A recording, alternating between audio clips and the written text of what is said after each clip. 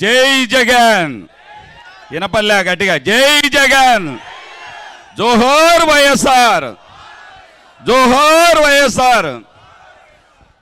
ఈనాటి కార్యక్రమానికి ఇచ్చేసినటువంటి గౌరవనీయులు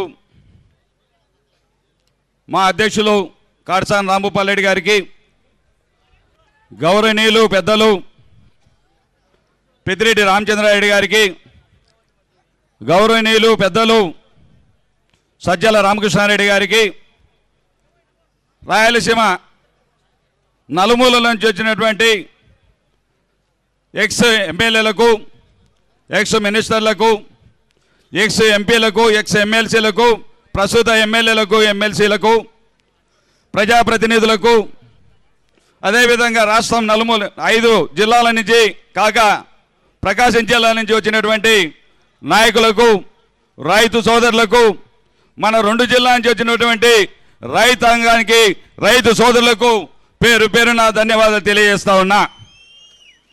మనం తెలుసుకోవాల్సింది ఒకటి, రాయలసీమ లిఫ్ట్ అంటే, లిఫ్ట్ కంటే ముందు మనం గతంలో వైఎస్ఆర్ కుటుంబం ఏ విధంగా ఈ యొక్క పోతిరెడ్డిపాడు గురించి పోరాడింది నాయకులందరూ కూడా పూర్తిగా వివరించారు.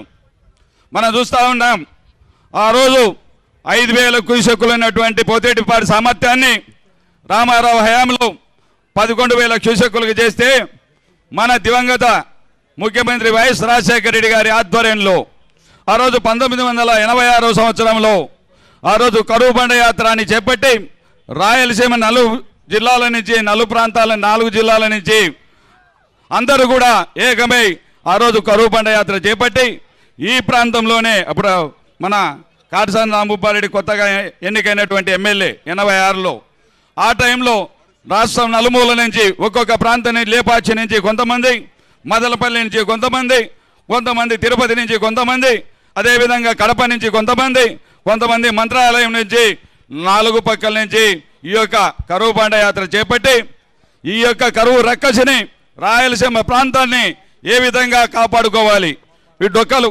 కలేబరాలతో ఈ జంతువులు చనిపోతూ ఉన్నాయి, ఈ ప్రాంతం ఎడారిగా మారే పరిస్థితి ఉంది, మనం ఏ విధంగా కాపాడుకోవాలని ఆ రోజు మహానుభావుడు వైఎస్ రాజశేఖర రెడ్డి గారు ఆ రోజు మేము ముఖ్యమంత్రి అయితే దీన్ని 11,000 క్యూసెక్కుల సామర్థ్యాన్ని పోతిరెడ్డిపాడు 44,000కు చేస్తానిచ్చిన మాటను 2004లో దీన్ని పూర్తి స్థాయిలో 44,000 క్యూసెక్కులు చేసిన ఘనత రాజశేఖర రెడ్డి గారిది. మనం చూస్తూ ఉన్నాం, ఈరోజు అందరూ మాట్లాడుతూ ఉన్నారు, ఎంతసేపు నా లిఫ్ట్ గురించి మాట్లాడుతూ ఉన్నారు, పోతిరెడ్డిపాడు గురించి మాట్లాడుతూ ఉన్నారు. ఈరోజు తెలంగాణ దొంగలు చూస్తూ ఉన్నాం. మన శ్రీశైలంలోకి నీళ్లు రాకముందే జూరాల ద్వారా, నెట్టంపాడు, కోయిల్ సాగరు, భీమా ద్వారా ప్రతిరోజు 1 టీఎంసీ నీటిని డ్రా చేసుకుంటా ఉన్నారు. అదేవిధంగా పాలమూరు, రంగారెడ్డి మన శ్రీశైలంలోకి 799 టీఎంసీల నీటి మట్టం ఉండగానే 799 అడుగులు ఉండగానే మనం పాలమూరు, రంగారెడ్డి, దిండి ద్వారా ప్రతిరోజు 2 టీఎంసీల నీటిని తరలిస్తూ ఉన్నారు. అదే కాకుండా మన కలగోర్తి దాదా 0.45 టీఎంసీ డైలీ డ్రా చేస్తూ ఉన్నారు. అదేవిధంగా మన కలవకుర్తి ద్వారా, మా ఎస్ఎల్బిసి ద్వారా 0.50 నీటిని తరలిస్తూ ఉన్నారు. అదేవిధంగా విద్యుత్ పేరుతో డైలీ 4 టీఎంసీల నీటిని వాడుకుంటా ఉన్నారు. అంటే దాదాపు 8 టీఎంసీలు మనం ఏలు పెట్టకముందే డైలీ 8 టీఎంసీలు వాడుకుంటే ఈరోజు మనకు అన్యాయం జరుగుతూ ఉంది. ఈ అన్యాయాన్ని పోరాడదామా వద్దా? పోరాడదాం. కడవరకు ఇది కాదు, ఆట మొదలైందంటే ఇప్పటి నుంచి దబిడిదిబిడే, ఇంకేం పై లేదు, నిద్రపోనీయం ఎవరిని, మనం నిద్రపోం, ఇంకొకరిని నిద్రపోనీయం. 8 టీఎంసీలు మనకి ఈరోజు దుర్మార్గంగా 3 సార్లు మోసం చేశాడు చంద్రబాబు నాయుడు గారు. మనకు 1996లో మొదటిగా ముఖ్యమంత్రి అయినప్పుడు 69 జీవోని తీసుకొచ్చి 854 అడుగులకు మన జీవో తీసుకొచ్చాడు మహానుభావుడు, 834 అడుగులకు. అదేవిధంగా రాజశేఖర రెడ్డి గారు సీఎం అయిన తర్వాత ఇది కిందికి నీళ్లు వదలడానికి లేదు, 834 కాదు, ఆ ప్రాంత వాసులతో తెలంగాణ వాళ్ళతో చెడ్డైనా, ఆ రోజు జనార్దన్ రెడ్డి అయినా, లేకపోతే మన ప్రభుత్వంలోనే జనార్దన్ రెడ్డి కావచ్చు, పి జనార్దన్ రెడ్డి కావచ్చు, అదేవిధంగా నాగం జనార్దన్ రెడ్డి కావచ్చు, అదేవిధంగా దేవినేని ఉమ కావచ్చు. ఆ రోజు ఎంత మొత్తుకున్నా ఎవరిని కూడా లెక్క చేయకుండా ప్రాంతాలను పక్కన పెట్టి ఆ రోజు రాజశేఖర రెడ్డి గారు 175 జీవో తీసుకొచ్చి 854 అడుగులకు మనకు జీవో ఇవ్వడం జరిగింది. అంటే 854 అడుగులు అంటే మన పొదిరెడ్డిపాడులో 7000 క్యూసెక్కులు డ్రా చేసుకోవడానికి అవకాశం ఉంది. కాబట్టి 7000 క్యూసెక్కులు కాదు, అది నిండిపోయి ఈరోజు మట్టితో పొడుగుపోయి ఈరోజు మనం 7000 క్యూసెక్కులు కాదు 4000 నుంచి 3000 క్యూసెక్కులు డ్రా చేసుకునే పరిస్థితికి వచ్చింది. అదేవిధంగా 841 అడుగుల వరకు మనం నీళ్లు డ్రా చేయడానికి లేదు. కాబట్టి 841 అడుగులు నీళ్లు డ్రా చేయడానికి లేదు కాబట్టి మనం ఉన్న నీళ్ళని దోచుకుపోతా ఉన్నారు.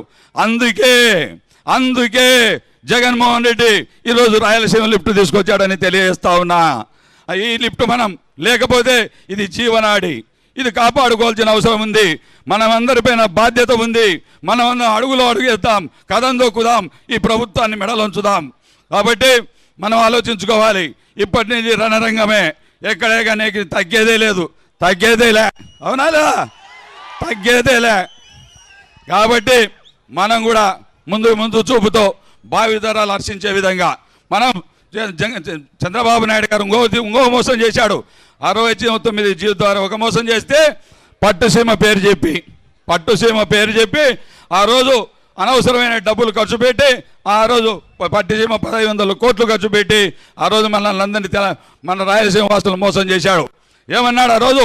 పట్టుసీమ వస్తే మన ఈ కోస్తా ప్రాంతానికి నీళ్ళు ఇవ్వచ్చు, వాళ్ళకు ఉన్నటువంటి శ్రీశైలంలో ఉన్నటువంటి వాటాను మన రాయలసీమకు అందించని మాట చెప్పి అది కూడా మోసం చేశాడు. ఈరోజు వరకు కూడా జీవించిన పాపాన పోలే.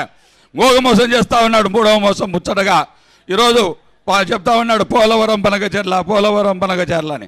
అయ్యా బాబు, నువ్వు ఏడ్చు, మా రాయలసీమ లిఫ్ట్ ఏడిస్తే మా తెలంగాణ 6 జిల్లాలకు ఉపయోగపడుతుంది. 6 జిల్లాలు కాపాడేవాని అవుతావు.